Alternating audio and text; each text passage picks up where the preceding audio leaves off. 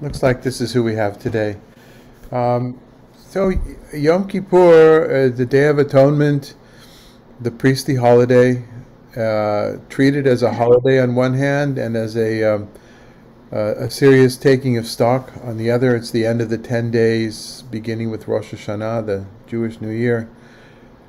For me, it's always trying to strike a balance between examining the personal and examining the communal aspects of who we are and who I am. And you have to pick, we have long lists in the confession that we do that repeats itself many times. There's two different versions, a shortened version, a longer version. They're both alphabetical. They're acrosticons, and they were never meant to be exactly a definition of the things we've done. They were meant to stimulate thought in an alphabetical way, if you will, on what are the things in our lives, that need to be changed. Of course, there's no way to go through that entire list and really take it seriously. I would submit that most Jews probably just do. They say that repetitively throughout the prayer, the dozen times or so that those prayers come up. And my advice is always to stop and pick one or two and kind of go deep in those. For us this year, for me at least, in leading the prayer together with our daughter Debbie, the environment was very much in the background. We have a lot about asking forgiveness from God and asking forgiveness from other human beings, but we don't have yet in the liturgy, just a new liturgy that's being written, asking forgiveness from the earth, from the creation, for the damage that we've done. So that was very much in the background for me. Of course, it was the first time we're coming together these high holidays as a group in a number of years. Wow. And my concern was to communicate and try to be present with the people that came. We had quite a few new people. And at the same time, not to be preoccupied with numbers. Steve, you know that number game, that Yetzer Hara, that evil inclination to count and always having to report to somebody, and somebody's always asking. It was said, and it was truthful, that at rabbinical assembly conventions, the first question was, so where are you today? What pulpit do you have? And the second question was, how many members? I don't know if it's the same way in the Episcopal Church because you don't have exactly members, but maybe it's how much did you tithe? I don't know what it is. But it certainly is a concern for my clergy here, how many people show up. And I've been trying in the last few years with Or Midbar really not to focus on the people who have not shown up, but on the people who have shown up. And that might be 7 people like we have today, or that might be hundreds. So Nice. but I'm a little worn out. I lead the prayer myself. Debbie was to have led a lot of the prayer, but her kids were not so comfortable with that, so that ended up not being the case. So physically, it just gets a little bit more taxing every year, especially in my lower back because I'm using my voice in the wrong way. I was never trained. I use that as my excuse. I was never trained in singing. I think my voice is a nice voice, but it runs out of gas quickly, and I'm suffering now from lower back pain. Sorry. Anyway, but that's neither here nor there. So, Megan, were you able to celebrate the holiday? Yes, I was. I was with one group. I celebrated the whole holiday, but then I tuned into your different sessions of yours, and we'll go back to them. I really enjoyed your services, and I enjoyed seeing your daughter. I was thinking at the end, I wonder if that's the rabbi's daughter. And she's lovely. Yeah, I'll pass It was that a on. good service. Yeah, it was Thank you. lovely. Thank you. Thank you. And Yeah. Also, Rabbi, at Break the Fast dinner last night, everyone was just enthralled with Debbie. So you can pass that on too. I will. It was all kind of like gossiping, but it was good gossip because they were saying wonderful things about her. Good gossip. Okay. Yeah, Good gossip to myself. Yes, it was good. Yeah. All right, Corrine, were you able to plug in from afar? Yes, it was really meaningful for me as I followed all the services, and it was really different from last year because last year I didn't have all this connection and I was not able to connect with you and follow all the services. It was really meaningful. Thank you. Well, thanks for being there. The connection that Corinne is mentioning, she lives in Mauritius, for those of you that didn't know, which is a long way away from here. And although there's a Jewish community there, it's not entirely welcoming to people coming from the outside. The issue of community is also an interesting aspect. I had one year I was doing reserve duty in the mountains above the Dead Sea. You may know that many Israeli men continue after their service of 3 or 4, or in my case 5 years. We continue to do reserve duty until we're 42 years old. And one year we were stationed, a few of us from my unit, we were stationed to guard a intelligence post, listening post or something on this mountain, this absolutely gorgeous mountain that took forever to get up and back from. And one of us had to stay, or two of us had to stay for Yom Kippur and for Rosh Hashanah. And I wanted to stay because I wanted the prayer to be that kind of pure prayer on my own, just me, none of all the trappings of the synagogue. And at one point, though, somebody reminded me that I had a wife and children at home, and maybe I should be thinking of them as well. And that was for Rosh Hashanah, and indeed I did go down for Rosh Hashanah, but I was up there for Yom Kippur, and it was very powerful, yet missing that communal connection. Again, that balance that we try to strike, or I try to strike, between what's happening personally and what's happening communally from a societal point of view. And both are, of course, equally important. In some years you emphasize one more than another. So that kind of is a segue into our friend Saul, who from a very Christian point of view is about to do tshuva.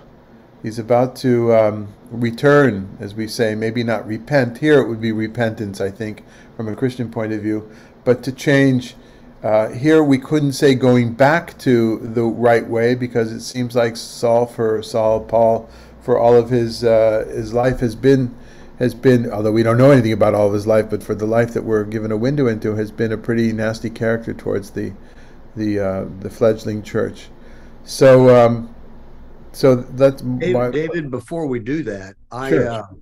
I regret not tuning in yesterday. I didn't really know that or I didn't take the initiative to go to the website. I didn't know you were streaming that.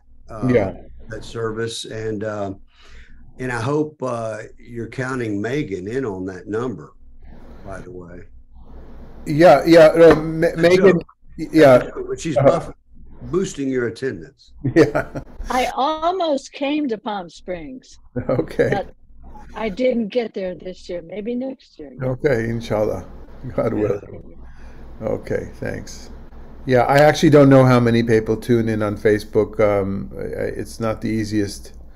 At least it's not easy for me to get that data. And again, I try to reserve myself from going that direction. It becomes a little bit, like counting your airline points.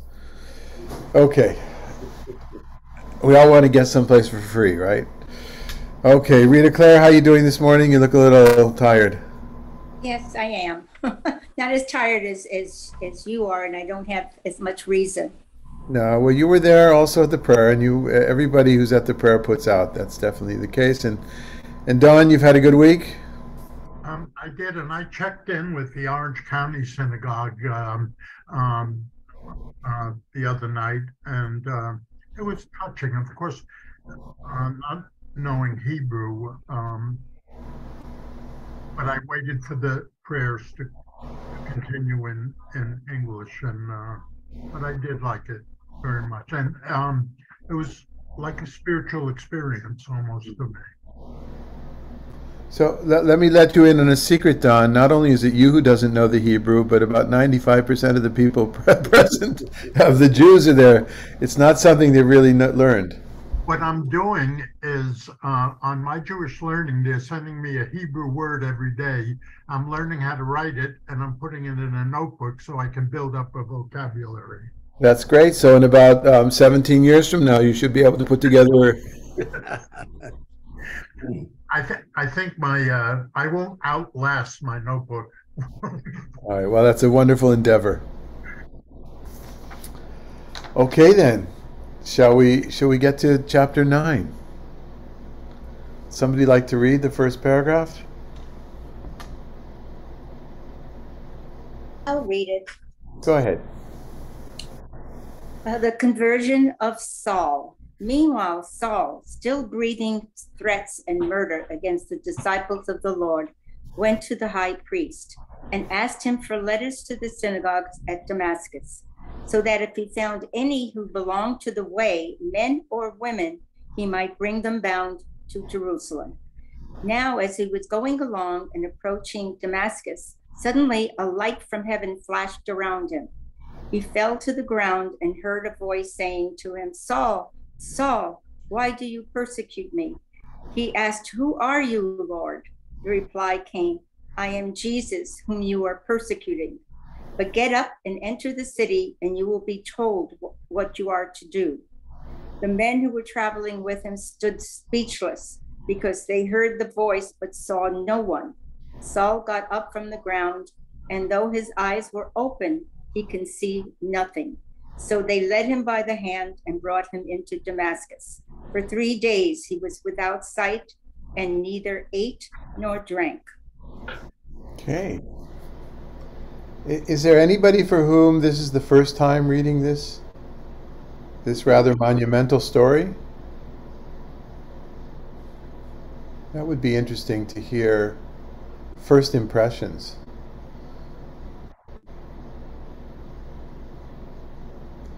Okay, then, perhaps just a note of background and then another question.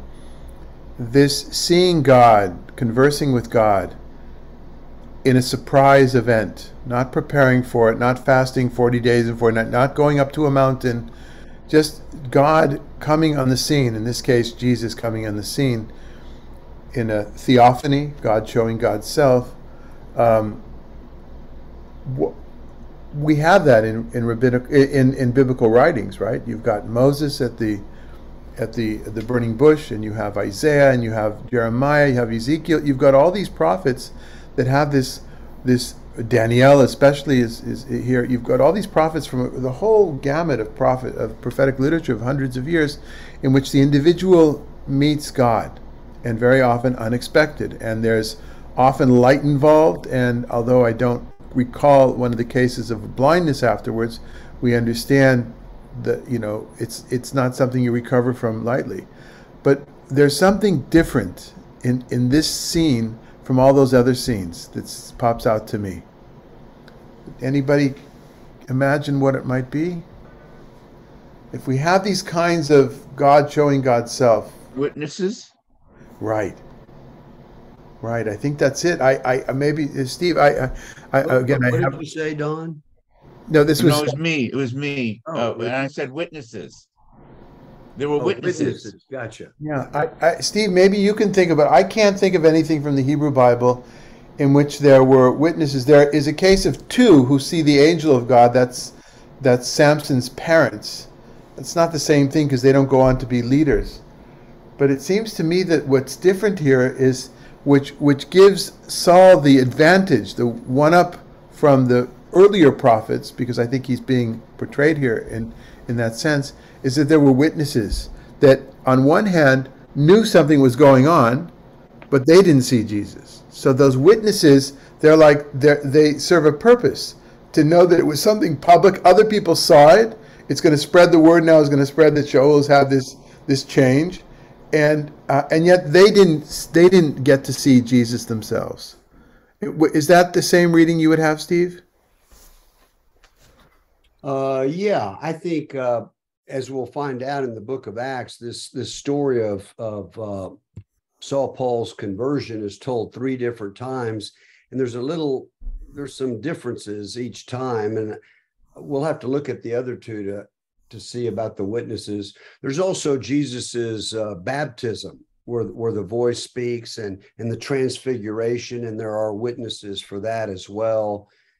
Clearly, it's an interruption out of the blue. It's unexpected. The witnesses don't really know what's being said, but they know something's going on. That's all I would be able to add. David, if you back up to verse 2, could you say something about the letters to the synagogues? What were they?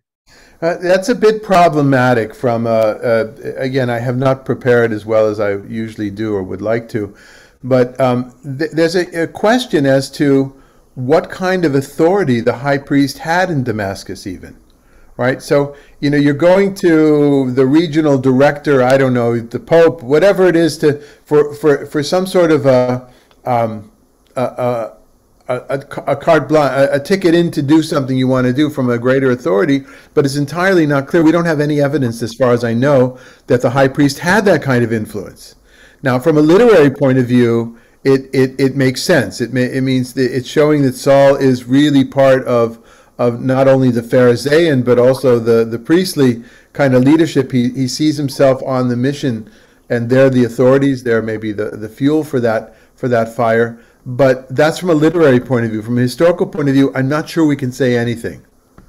That would be my quick response. I don't think we can either.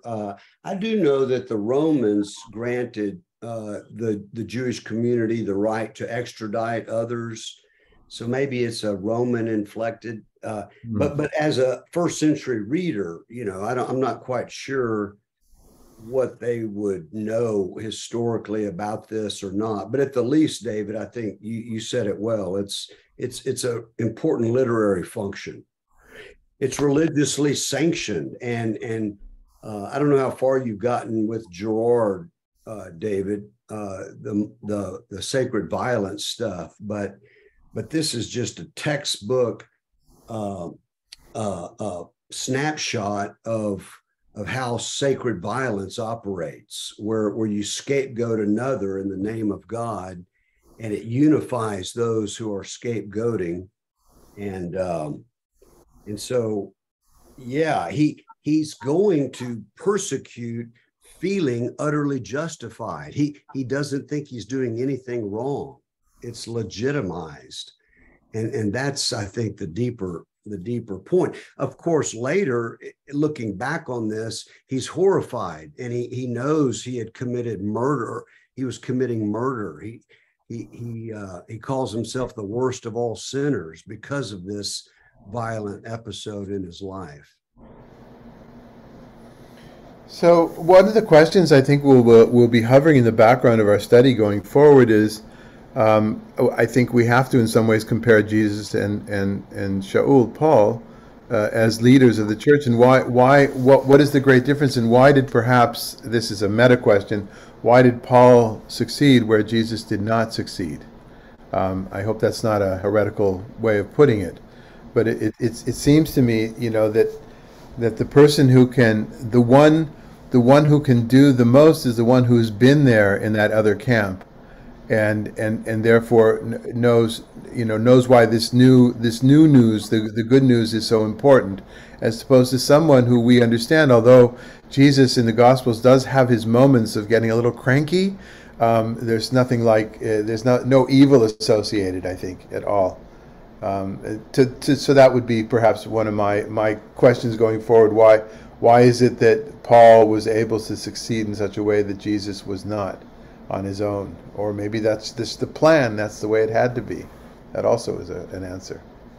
I do think it would be useful if, there's some autobiographical elements in Paul's letters, especially in Galatians and in Philippians, and then in Romans as well. But just for example, in Galatians chapter 1, and really he recounts this in Galatians. That's the New Testament epistle from Paul to the church at Galatia in modern day Turkey. But he says, I received this revelation not from human origin, but through a revelation of Jesus Christ.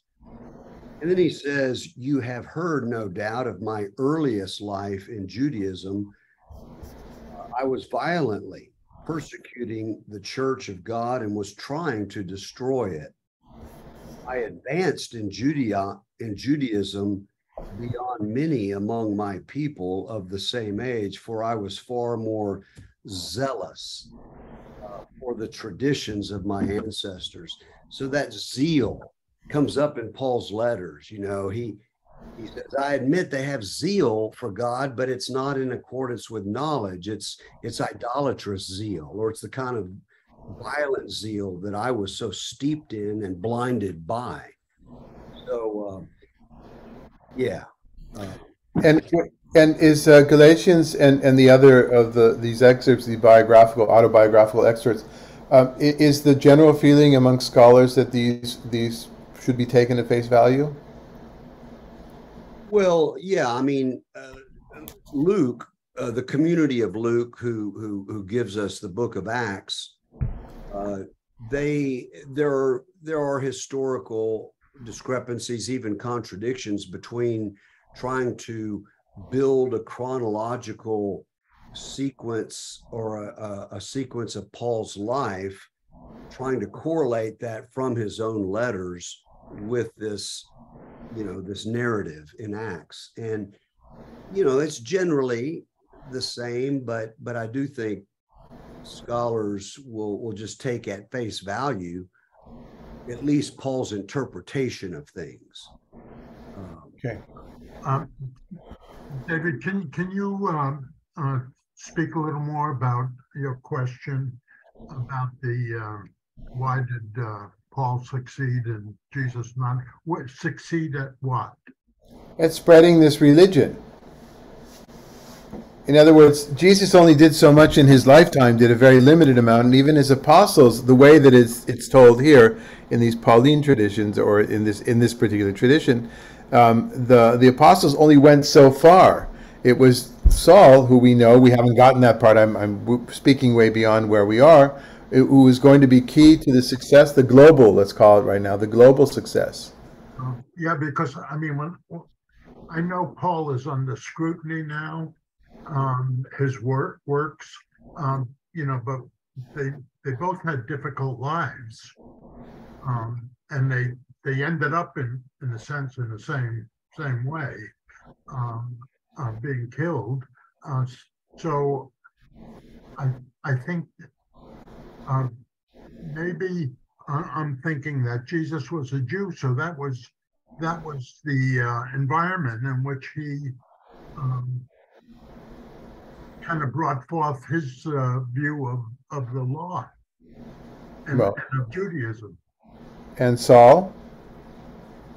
Saul changed. He did a really a 90-degree turn, I think, and came up with something that would be anathema to Jewish thought. I see. Okay, so if I understand your formula here, or your expression is that it's Jesus remained in the confines or in the framework of Judaism, whereas Saul was able to push out. I think that could be. At the same time, I do think the accusation of blasphemy against Jesus is telling, right, and suggests that he too, moved out of those confines, especially when we see his relationship with the Syrophoenician woman, for example, who was non-Jewish.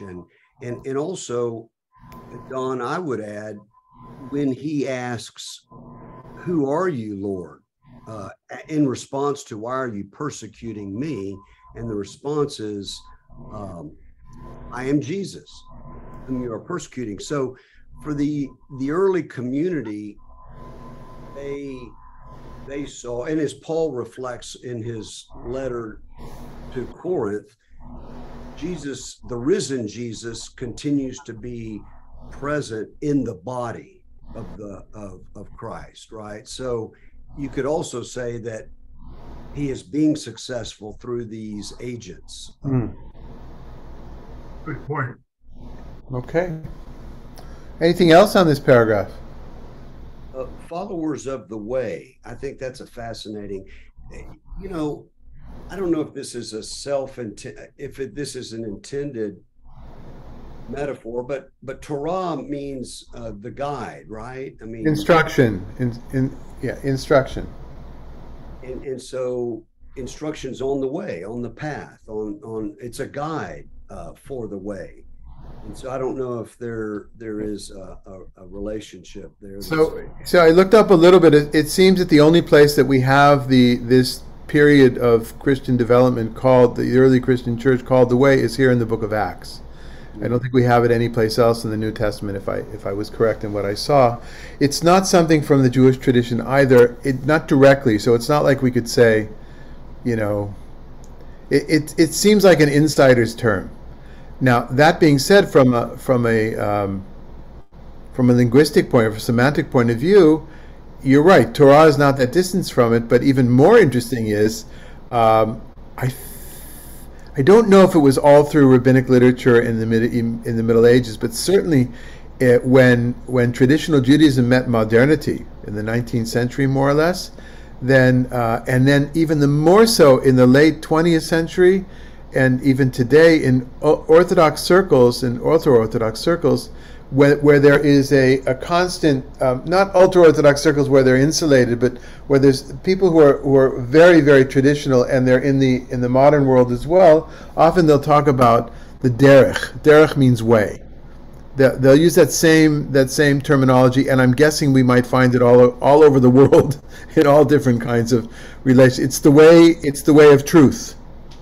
And interestingly enough, if the story of Saul is about tshuva, and I said, while tshuva is often translated repentance, more of us today prefer the translation return, then it is return to the way. So ironically, Shaul is returning to the way, again, in the eyes of the narrator of Acts, is returning to the way, not where he was, but where he should have been, perhaps. Nice, yeah. That's thoughtful. It connects to what I said last time about getting off the path, straying, those things on the side of the road. Yeah, those bumps. Yeah. I think the Septuagint translated Torah as the law, and maybe it's one degree removed from that instruction or the guidance that suggests for me more a path. And again, we're going to, coming up, we'll see that it's the outside detractors who identify the so-called followers of the way as Christianioi, as the Christians, the Christ ones. But it was a negative term at first, and then of course it becomes a noun. Here I like the fact that it's a verb. It's a verbal connotation as opposed to a religious connotation. Do any of you see the fact of his blindness as a metaphor for his spiritual blindness? His past acts of violence and persecution, and now all of a sudden this conversion and seeing things in a totally different way, not only externally but internally as well. So the blindness changes, and it's interesting too that they use the road, the straight. I think it's the straight road. They use when you're talking about getting away from a goal, moving off to the side. The road called straight, I think the name of it was. I find those interesting concepts, anyhow. No, I think that's certainly. I would say. Once was blind, but now I see. Right? You can't see until you've been blind, so you need to be blinded first. Absolutely. He also he's the one who saw the light flash in his eyes, and I mean, there's the technical part there, but also does it mirror Jesus? If I say this wrong, I'm sorry. Did he descend into hell for 3 days and then come back up after he was crucified? Oh, yeah. So it's the 3 day. It's a sort of it's a same thing as Jesus. The time 3 period days. is the same. Yeah, 3 days. Yeah. Yeah. Well, good thought, Megan. Right. Blindness is a kind of death. Is a taste of death in many ways. Yeah, I hadn't thought of that. That's great. Okay, Megan, would you like to read the next section for us? Sure. But one more thing, Megan, before you do that, I just think is interesting. This is soon after the death of Jesus and their experience of his being raised in a new form, in a new way. And so suddenly we've got this community of followers of the way already in Damascus. You know, so there's pockets of these Jewish Christians who are outside of Jerusalem as far as Syria. So I just think that's telling. I was going to ask when Paul was chronologically or supposedly from Jesus's death. So it's. I think early on. This early is on. in 5 years, let's say. Oh, okay. Now, this is 10. Now there was a disciple in Damascus named Ananias. And the Lord said to him in a vision, Ananias. He answered, Here I am, Lord. The Lord said to him, Get up and go to the street called Straight. And at the house of Judas, look at a man of Tarsus named Saul. At this moment he is praying, and he has seen a vision. A man named Aeneas came in and laid his hands on him so that he may regain his sight. But Aeneas answered, Lord, I have heard from many about this man, how much evil he has done to your saints in Jerusalem. And here he has authority from the chief priests to bind all who invoke your name. But the Lord said to him, Go, for he is an instrument whom I have chosen to bring my name before Gentiles and kings and before people of Israel. I myself will show him how much he must suffer for the sake of my name. So Ananias went and entered the house. He laid his hands on Saul and said, Brother Saul, the Lord Jesus, who appeared to you on your way here, has sent me so you may regain your sight and be filled with the Holy Spirit. And immediately something like scales fell from his eyes, and his sight was restored. Then he got up and was baptized. And after taking some food, he regained his strength. Okay. So who the hell is Ananias? Like, what is he doing in this story at all? Unless, of course, it's an absolute historical report of exactly what happened, and that's not really a question. But from the storytelling point of view, what purpose does he serve? This I say certainly reminds of 1 Samuel chapter 3, right? The call of Shmuel. Here I am. You know, who are you? And, the call of Abraham, the call of Moses, all that. Yeah. Here I am, Hineni. Yeah. That's certainly intentional. Well, he's not a religious either. He's a plain person. Hananiah. The name Hananiah means God shows mercy, or my mercy is God. My mercy, my compassion is God. Hanan. Hananiah. We have the name, of course, with the socialist economy story, right? I think was that the name was. We've had this name beforehand in the earlier chapters. A lot of the names, it's almost as if there are only so many names. They kept using the same names. It gets a little confusing, right? There's so many Simons and so many. That's just something. Yeah, you think that they would vary the names a little bit. On the other hand, if this reflects traditions of things that really happened, then you can't really change the name. But what do you say with that? I'm sorry. Go ahead, Megan. It sort of sounds like he might be seen as a healer in the town, but he says, I can't heal this man because I've heard how evil he is. But then he gets turned around and says, no, he's changed.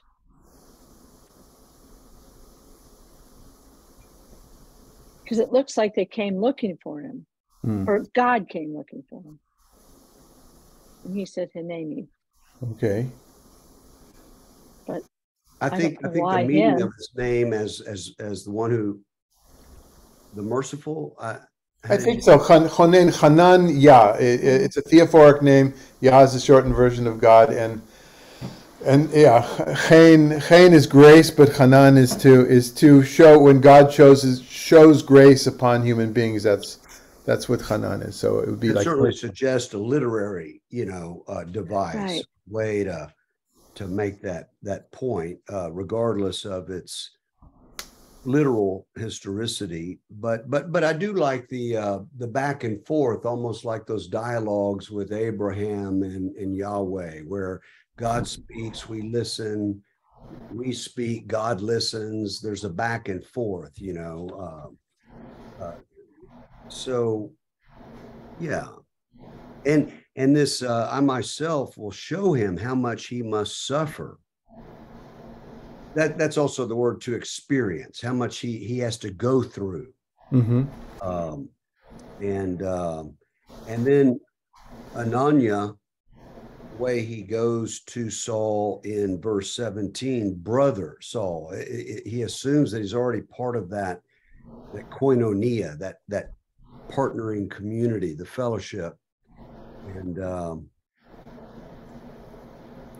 then, yeah. And of course, what's the outcome? Gets his eyes back. His eyes back. So without Hananiah, he doesn't have his sight in some ways, right? In other words, what seems to me is that there's an attempt to show that God / Jesus in this case worked through human beings. It's not a directive of moving the pieces around themselves. The human beings are part of the cooperative effort.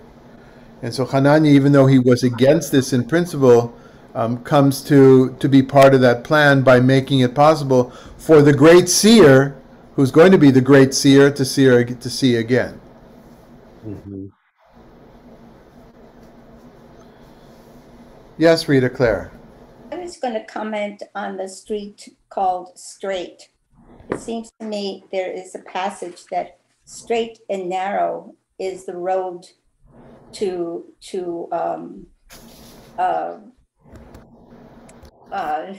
the way, and broad and spacious is the road to destruction. I hadn't thought of that, but what do we know the etymology of that straight and narrow? That was brought up quite a bit when I was being instructed in part of the scriptures. I see now a reference. I see a reference to Matthew 7:14. So connected, Steve? I was going to ask you, have you been to Damascus? I don't. I think Israelis has not particularly been welcome in Damascus for my lifetime. Really, never. No, I was in Amman a few times on the way to the Persian Gulf, but that's after peace was made, and I've been in the Persian Gulf. But no, Damascus. Although I had a moment at one of these meetings in Doha, Qatar, with the Mufti of Damascus, who he started to sing. We were in a bus together, and I kind of joined him in song. And he says, "How could you possibly know that melody?" I said, "My ear. I have a good ear, and a lot of songs, spiritual songs. They have the same." So at one point he said, and this is through translator because my Arabic is not good enough, and he didn't speak English.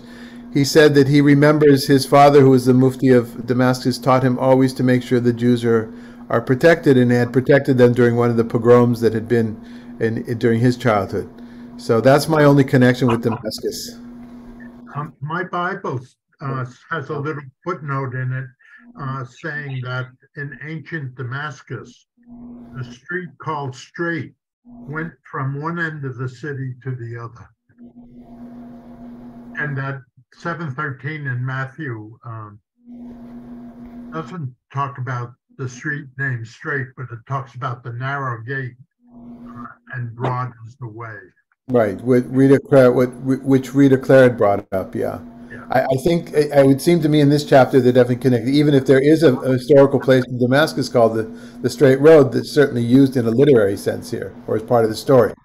Again, not to say it's ahistorical, but still, yeah. The straight and narrow. Richard, did you have a thought? Oh, Okay. Just moving around. All right. Shall we go on? Don, you want to read the next section? Sure.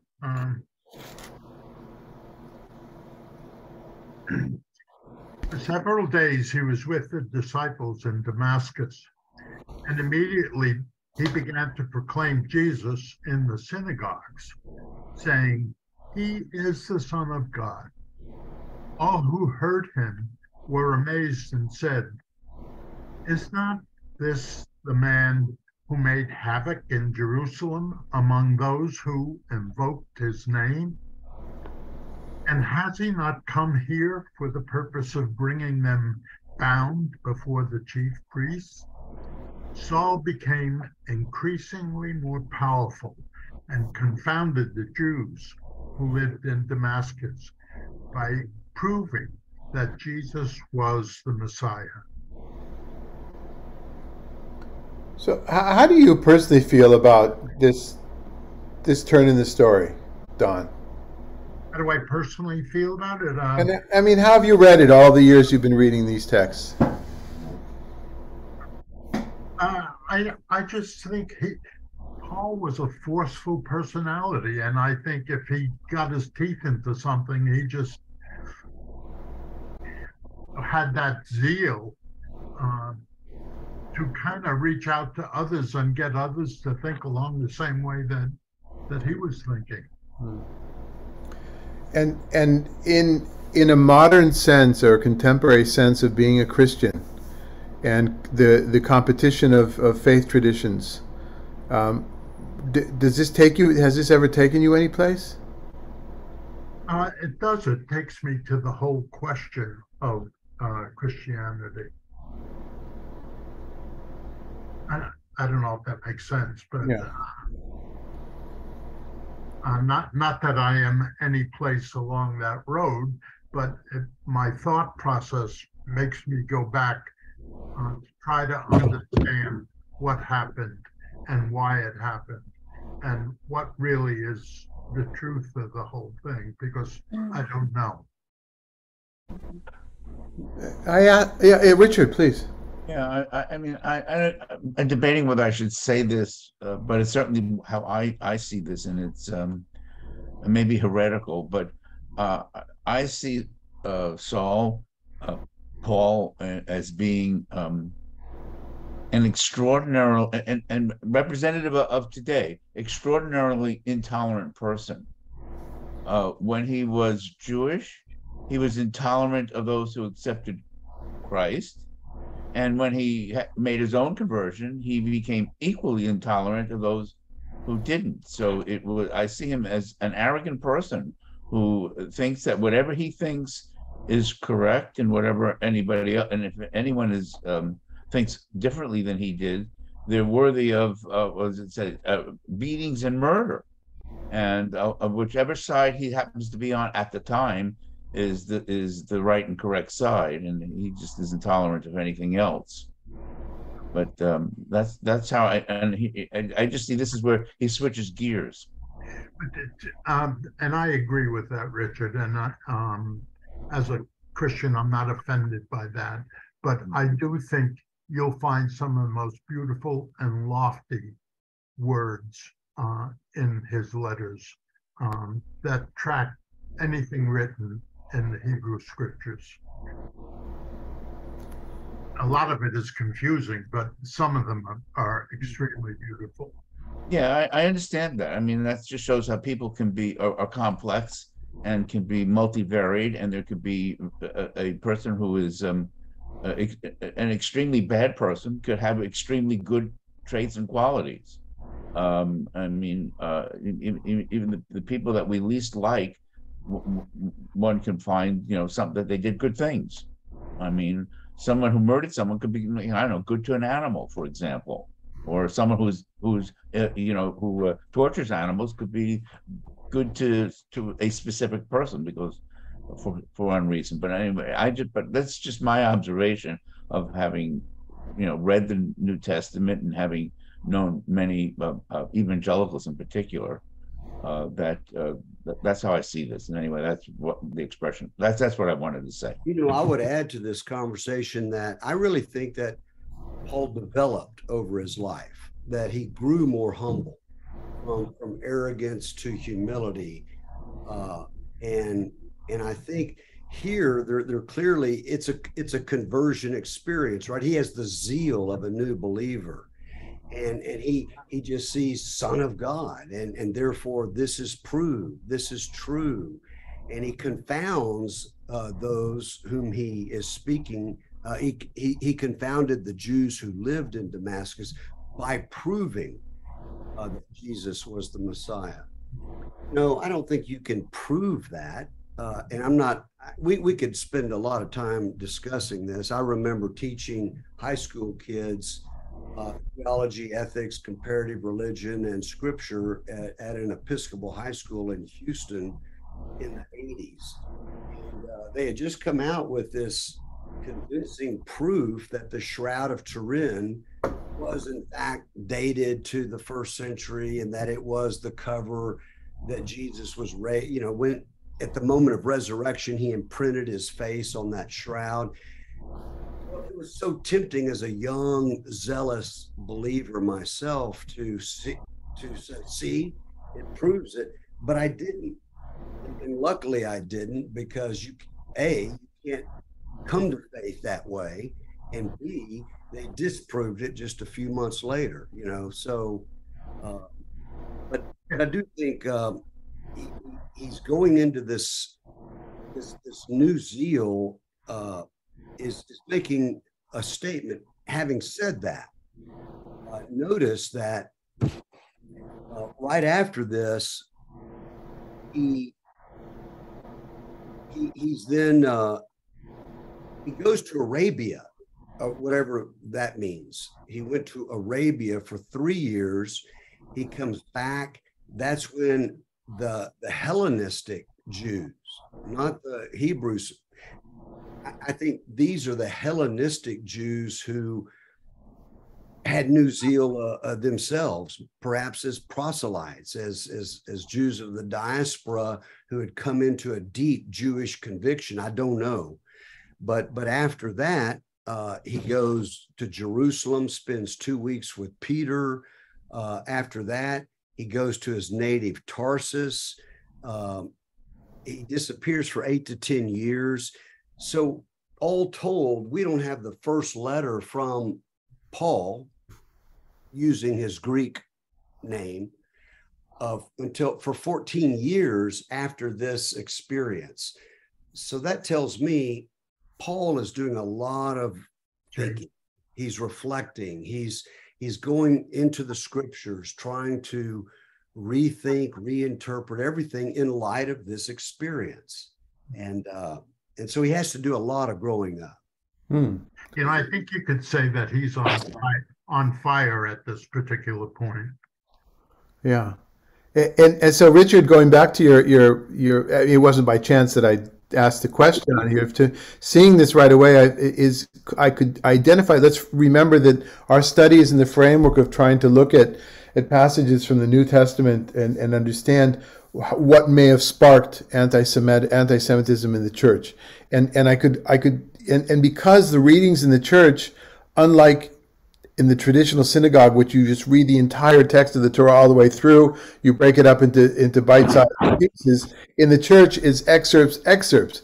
And I could imagine, although I didn't check and I don't know, but I could imagine this being an excerpt, just this paragraph, and somebody getting the wrong, or somebody getting a particular kind of feeling on what to go out and do from this. And so what I think what we see, what Steve has done for us is, and Donna as well, is to put this, when we put this scene in the perspective of all of Paul, then it's actually a very human and very a normal thing that happens amongst newbies, wherever they may be, born agains, wherever they may be, and that's why it's so important to be here.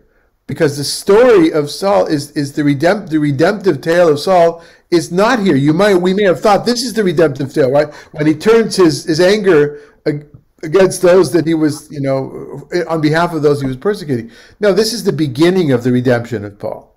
That's, I think, that, and to me, this is an important point for us to make in the context of our study, and there's many that will be seeing this, the recording of this as well, to remember why we came here today. Why we came here because of a certain problem, beyond wanting to learn about each other's traditions. But we know that religion and ideology are such divisive forces in our society today. Not that they weren't in the past, they certainly were, but we want to see how we might undo some of that damage.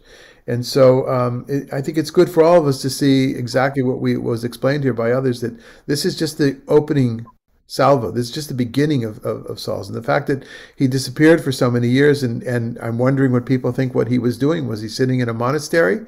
Was he meditating on an island in somewhere in Anatolia, wherever? All right. Should we? Very well said, David. Thank you for that. Can I just add? Oh, no, Megan, please. Sorry, Steve. That this has been really instructive for me, because it's like watching something where I know the end. It's like watching sequences where I know how things turn out. But now, starting here, seeing how things just twisted around just because of my ignorance. I don't know. It's like knowing what happened in the 1930s and 40s here in Europe. But it's like knowing the ending makes me scared of the beginning, but I get to understand it more through this class. So I hope I'm putting that into words that's understandable of what you said we're trying to do. Yeah, I think it's a very important part of why I'm here. And also, Richard, there are evangelical, zealous Christians who have a hermeneutic or an understanding that the Bible is to be interpreted literally, that it's just zapped down. And so you can read a text like that, confounded the Jews by proving Jesus was Messiah, then that becomes like marching orders. That's just taken out of context and applied violently, ironically violently. So yeah, amen to what you said. Okay, I think perhaps we'll take a break from this now, and we'll pick up in the middle of the chapter next week. One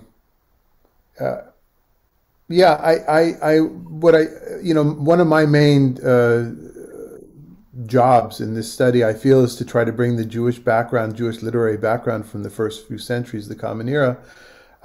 I didn't see anything that really stood up here, right? The questions that came up that you asked, Don, great question about did the high priest power really go all the way to Damascus, or the realia, was there really a street called Straight in Damascus? All those things, while they're important, I'm not sure that knowing more about the Jewish world, there's more to know about, all that much more to know about the Jewish world at the time when this was being written to help us understand the story. But if we connect this to how we began today with the experiences of Yom Kippur, the Day of Atonement, and going through this process, which I always feel inadequate, that I haven't taken advantage of the 10 days of repentance properly.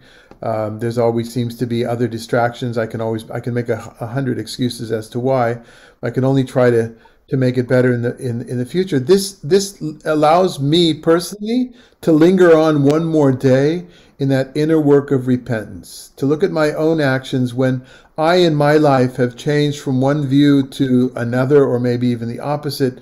Did time go by? Did I express, as Richard so really, really clearly stated, did I just exchange one intolerance for the intolerance of something else? I think these are questions that I'm asking myself, that this text has enabled me to do on this day after Yom Kippur. And as we prepare in our Jewish tradition for the next few days for Chag HaSukkot, the Feast of Booths, and I go to the garage and I start schlepping out the pipes that are going to put together to make that. I'm always happy that I've made the sukkah in our backyard, but I always dread having to make it. But it'll be great, and we'll gather as a congregation in our home on the first day of Sukkot on Monday morning, and all are welcome to join us. We'll be in the house for most of the prayer, but we'll go out to the sukkah for the end of it to hold the four species in our hands.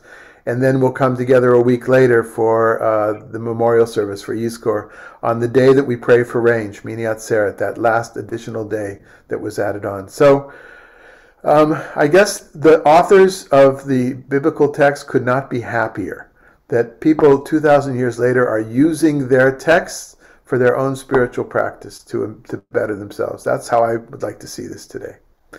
Mm-hmm.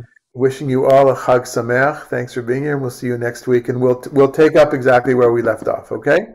Thank you, Dave.